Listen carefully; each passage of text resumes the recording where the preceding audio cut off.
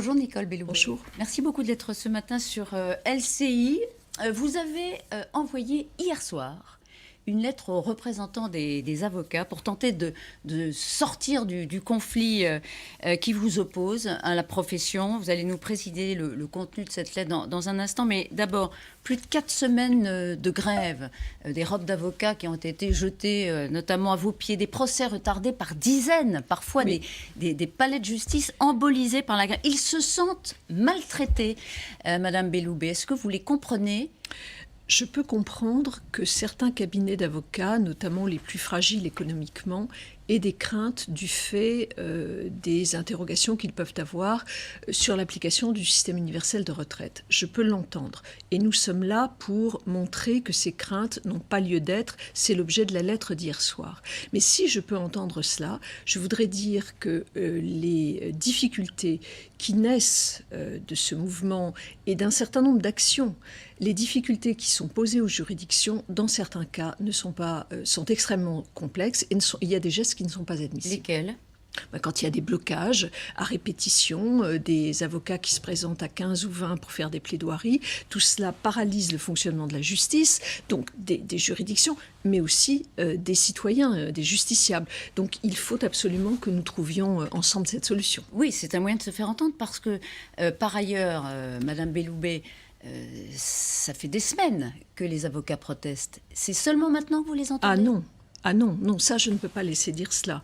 Nous avons reçu à plusieurs reprises, dès le mois de septembre, les représentants des avocats.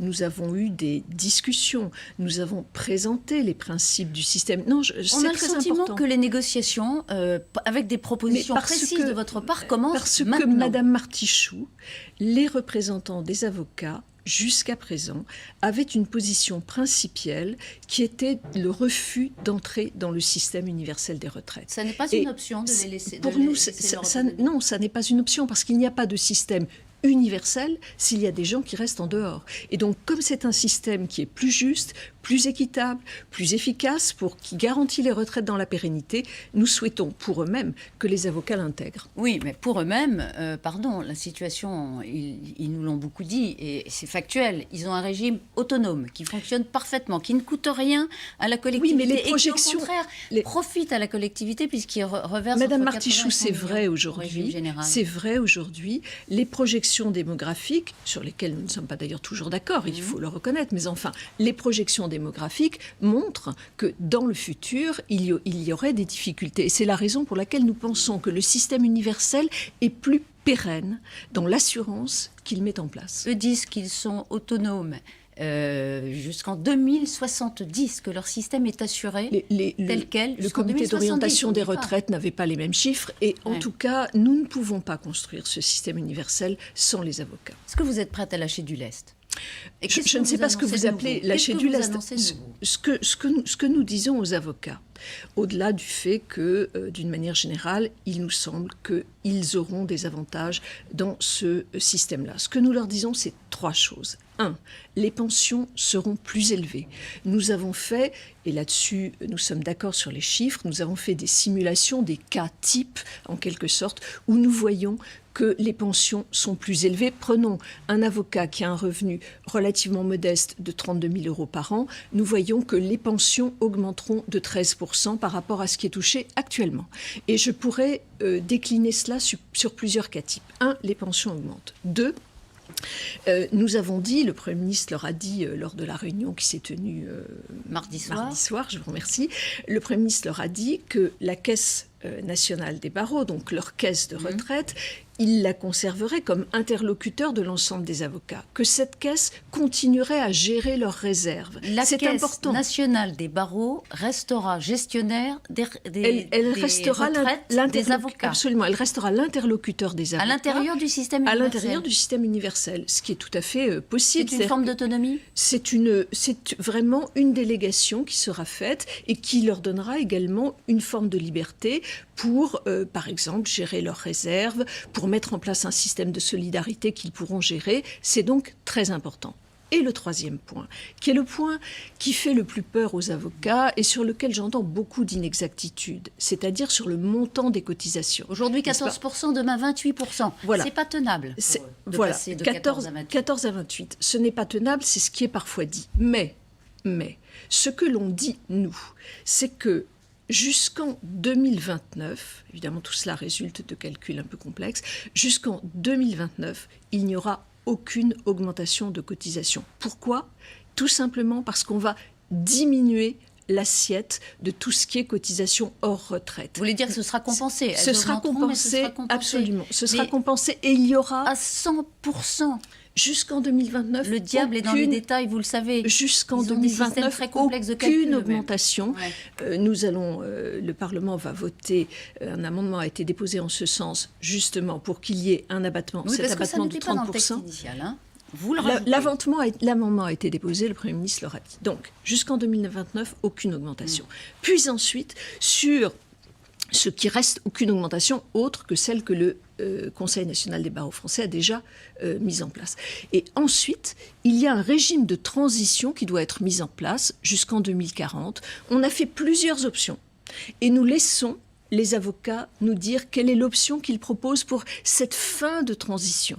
Et donc, une transition, on ne va pas entrer dans les détails, mais là, il y aura un début d'augmentation des cotisations à partir de 2029. Voilà, mais qu'ils peuvent lisser dans le temps. Discuter avec nous du rythme. Voilà, on a fait plusieurs propositions avec un lissage dans le temps qui peut même aller jusqu'à 2054.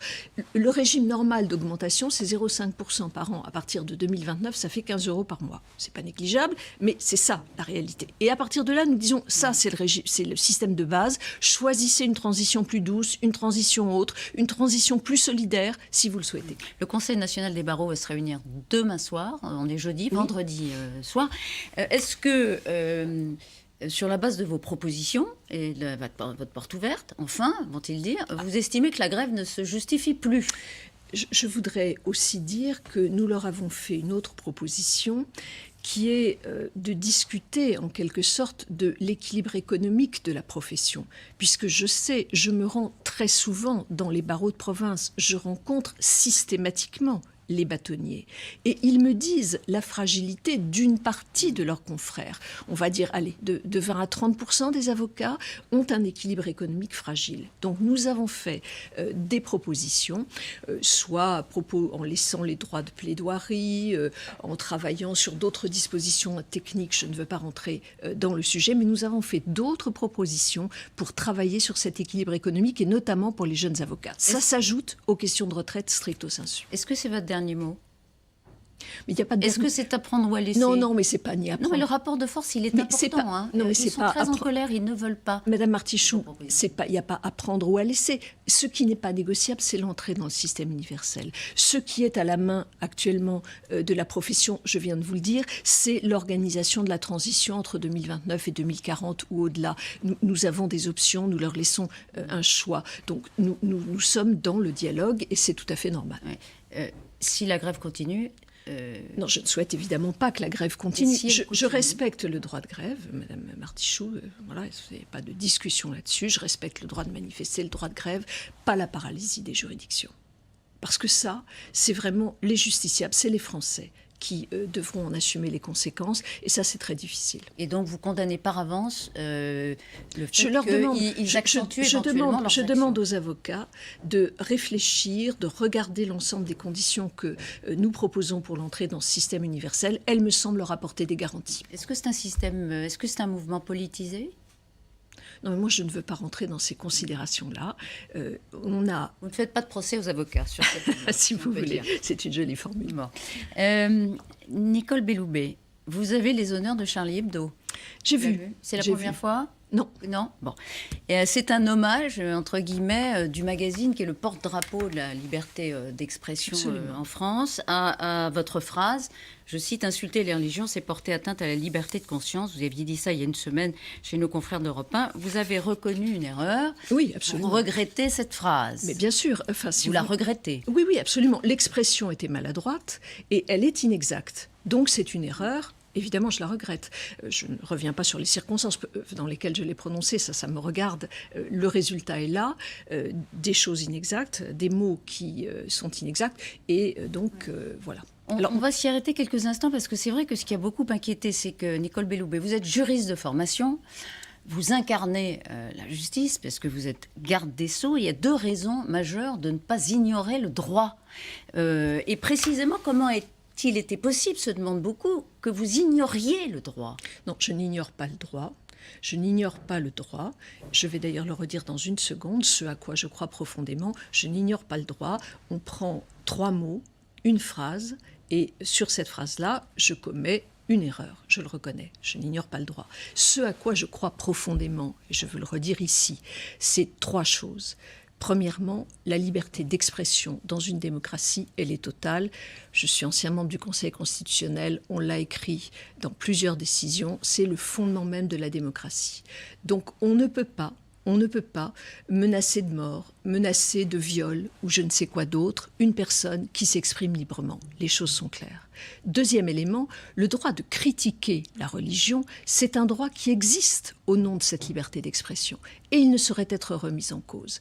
Parce que, là encore, on a le droit, au nom de cette liberté d'expression, d'opinion, de critiquer une idée, de critiquer un concept, il n'y a aucun doute là-dessus. Et donc, troisièmement, il ne vous a pas semblé que l'injure à l'islam, comme l'avait proféré Mila, cette injure ne vous a pas semblé un instant intolérable? Troisièmement, je ne voulais pas parler de Mila, puisque c'était une affaire en cours, je ne voulais pas parler de Mila, je parlais de manière générale, et je le redis ici de manière générale, évidemment, on ne peut pas penser une seconde que j'ai voulu rétablir un délit ou promouvoir un délit de blasphème. Ce n'est pas possible. Voilà donc les 3 choses auxquelles je crois, parce qu'elles sont fondatrices, vraiment le creuset de la démocratie. Alors, une autre idée qui est aussi importante, me semble-t-il, à dire dans une démocratie, c'est que si on a le droit de critiquer les religions, il n'est pas question, vraiment, ça c'est un principe cardinal. En revanche, insulter une personne du fait de sa prétendue appartenance religieuse, ça c'est condamné, c'est une infraction. C'est la confusion qu'on vous a prêtée au moment où vous avez fait cette phrase, et c'est vrai qu'il y a c'est pas la même chose. Ce n'est pas la même chose. Mais il y a une confusion quand même, on le voit à travers certains sondages. Non, mais il y a peut-être une confusion. Il y a peut-être une confusion entre ce que la laïcité autorise et ce que la loi interdit. Non, mais il est très clair que on a le droit de critiquer une religion, une idée, un concept. On ne peut pas insulter une personne du fait de sa supposée appartenance religieuse. C'est très différent et c'est important parce que cela aussi, c'est la démocratie. Est-ce que pour dissiper cette Mais confusion... ça n'a pas à voir avec l'affaire Mila. Ce que je dis là, c'est un principe général. Bien sûr, mais est-ce que pour dissiper cette ambiguïté, cette confusion qui existe, est-ce qu'il ne reviendrait pas au président Macron de réaffirmer le droit absolu de critiquer une religion ? Alors écoutez, le président Macron, il s'est exprimé à plusieurs reprises en des circonstances différentes sur la laïcité. Il a dit qu'il reprendrait la parole sur ce sujet. Il le fera, c'est certain. Bon, il serait souhaitable qu'il le fasse. Il souhaite des débats dans lesquels vous avez vous-même été... Il souhaite réaffirmer là-dessus ce qu'est notre position. Est-ce que vous allez recevoir Mila ? C'est une question que je ne me suis pas posée, mais si elle le demandait, pourquoi pas. Non, mais vous ne souhaitez pas particulièrement la recevoir pour évoquer attendez, cette je pense phrase. qu'il faut laisser Mila vivre sa vie. Il faut la protéger, comme l'a dit mon collègue Castaner. Il faut la protéger parce qu'elle a 16 ans, elle doit être scolarisée, elle doit vivre une vie d'adolescente normale. Il faut normal cesser... qu'elle puisse pas aller à l'école en ce moment. Mais non, c'est pas normal. Non, c'est pas normal. Et cela, ça vient de ce que je vous dis à l'instant, c'est-à-dire le fait qu'on ne laisse pas, on ne reconnaît pas la possibilité de critiquer une religion. Hier, à votre place, Damien Abad... On ne reconnaît pas. Certains ne veulent pas reconnaître. Ne veulent pas reconnaître quoi ? La liberté de critiquer une religion. Précisément, Damien Abad, hier, président du groupe LR à l'Assemblée, réaffirmait le droit le fait qu'il fallait absolument protéger cette jeune fille, qu'elle avait le droit de le dire, mais disait-il, dans une démocratie, critiquer une religion de cette façon-là ne lui paraissait pas souhaitable. Moi, je viens de vous dire vraiment ce à quoi je m'attache. Je ne veux pas le répéter ici devant vous. Et qu'est-ce que vous pensez de sa critique de la religion. Qu'est-ce que vous pensez de sa déclaration ? Je viens de vous le dire. Critique de la religion, c'est possible dans une démocratie. Et en revanche, l'insulte ou vraiment la discrimination à l'égard d'une personne du fait de son appartenance religieuse, ça n'est pas possible. Jordan Bardella, numéro 2 du Rassemblement national, se pose en grand défenseur de Mila. Depuis une semaine, il a vivement commenté votre déclaration initiale et déclaré que, dans le fond, vous êtes des alliés objectifs des islamistes qui militaient pour l'interdiction du blasphème. D'accord. Moi, je vous ai dit, je ne souhaite en aucun cas, ça n'est pas là aussi, ça n'est pas dans notre démocratie. Je ne souhaite en aucun, je le dis, je ne souhaite en aucun cas promouvoir le délit de blasphème. Le gouvernement ne le souhaite pas. Alliés objectifs des islamistes. Je n'ai pas. Écoutez, c'est absurde.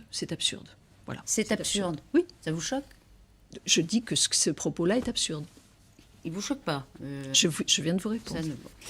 Nicole Belloubet, Didier Gallégé, le président de la Fédération de patinage, a dit pour sa défense qu'aucune poursuite n'avait été lancée contre Gilles Beyer, l'entraîneur qui est mis en cause par Sarah Abitbol il y a quelques années, et que donc à l'époque, il n'avait aucune raison de faire le ménage entre guillemets dans sa fédération. Il n'y avait pas eu de plainte. On comprend mieux maintenant tous les freins de diverses natures qui faisaient qu'il y a quelques années, effectivement, les choses n'allaient pas jusqu'à la justice. Comment encourager la plainte aujourd'hui ? Je crois qu'aujourd'hui, les gens ont compris que l'une des voies d'aboutissement de sanctions lorsqu'il y a eu des infractions ou des crimes de cette nature, c'est d'aller en justice. Je l'ai dit, on l'a dit au moment de l'affaire des propos qui ont été tenus par Adèle Haenel, on l'a vu également avec Madame Springora. Donc il faut aller en justice, il faut porter plainte s'il y a évidemment des raisons de le faire. Et on voit bien que soit d'initiative, soit sur plainte, le parquet prend les décisions qui s'imposent. Suffisamment rapidement ?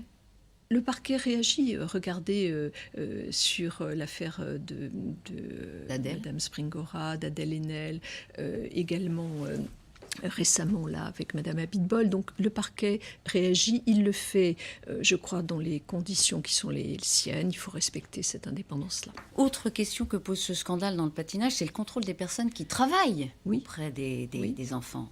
Au moment de l'embauche, alors il y a un fichier.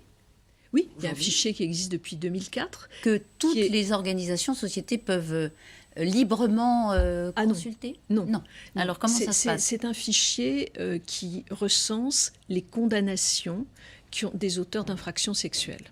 Donc, vous comprenez bien que ce fichier ne peut pas être librement consulté. Il y a tout de même des libertés à respecter sur les personnes qui sont nommément désignées.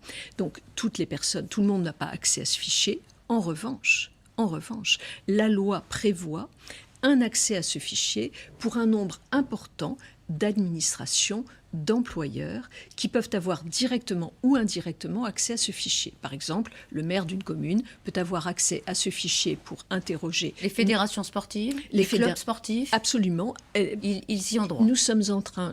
Absolument. Les hôpitaux via... Les ARS peuvent également avoir accès, mais la difficulté que nous avions, et c'est la raison pour laquelle on a organisé une réunion hier soir avec Roxana Maracineanu et Adrien Taquet, la difficulté que nous avions, c'est que les administrations qui peuvent avoir accès à ce fichier, jusqu'à présent, ne l'utilisaient pas toutes, ce droit d'accès. Et donc, nous incitons à utiliser, évidemment, le droit d'accès à ce fichier. Vous faites la publicité de ce fichier, allez-y, allez consulter. Évidemment, c'est très important, on le comprend. Il y a l'embauche, et puis il y a la vie. Et on peut évoluer. Absolument. Et effectivement, l'honorabilité, entre guillemets, elle peut évoluer vers le pire. Est-ce que vous prévoyez des contrôles ? Est-ce qu'il ne faut pas imposer des contrôles, pas permanents, mais récurrents, des encadrants de mineurs ? Mais on peut avoir accès à ce fichier à différentes étapes de la carrière d'un fonctionnaire. On peut, mais c'est à la discrétion des uns et des autres. Oui, mais vous voyez par exemple le ministère de l'Éducation nationale, qui utilise beaucoup ce fichier, a screené, si vous me permettez cette expression, 1 million d'enseignants pour voir quels sont ceux, et donc certains entraient dans la fonction, d'autres étaient déjà en poste. Et évidemment, c'est une utilisation qui peut être faite à différents moments de la carrière. Vous ne souhaitez pas, vous, qu'il y ait une sorte d'obligation revoyure, de contrôle des personnes qui travaillent auprès des mineurs. Madame Martichoux, c'est à chaque organisme employeur Donc vous ne de nous dire à quel moment et quel type d'emploi ils veulent pouvoir, dans quel cadre précis ils veulent pouvoir utiliser ce fichier. Par exemple, Roxana Maracineanu hier nous disait, bon, il faut non seulement que ce soit les éducateurs sportifs professionnels, mais aussi les bénévoles. Très bien, donc nous allons nous mettre en position pour faire cela. L'éducation nationale nous dit ceci, les hôpitaux nous disent cela. C'est aux administrations de nous dire, bon ben voilà, nos personnels, il faut que nous puissions vérifier ce fichier à tel et tel moment et pour tel type d'emploi. Un dernier mot, Didier Gaillaguet a invoqué le droit, la présomption d'innocence hier, pour dire « je n'ai aucune raison de répondre à l'injonction qui m'a été faite par la ministre de quitter mon poste, le droit et le droit ». Il a raison. Moi, je soutiens beaucoup ma collègue Maracineanu. Je trouve qu'elle a beaucoup de courage pour révéler des pratiques qui ne sont pas acceptables, qui dépassent d'ailleurs sans doute ce que nous connaissons. Je ne parle pas là seulement de la fédération du patinage, mais je pense qu'elle a beaucoup de courage et donc moi, je soutiens ce qu'elle fait. Et lui ? Il invoque le droit, la présomption d'innocence. Mais si vous voulez, les choses se feront dans les règles de droit. Pour autant, je soutiens ce que fait Madame Maracineanu. Donc vous dites le droit, oui, mais sûr, solidarité avec ma ministre qui demande le départ de Didier Gaillaguet. Solidarité totale parce qu'elle a vraiment beaucoup de courage. Merci d'avoir été avec nous ce matin. Nicole Belloubet. C'est à vous, Pascal.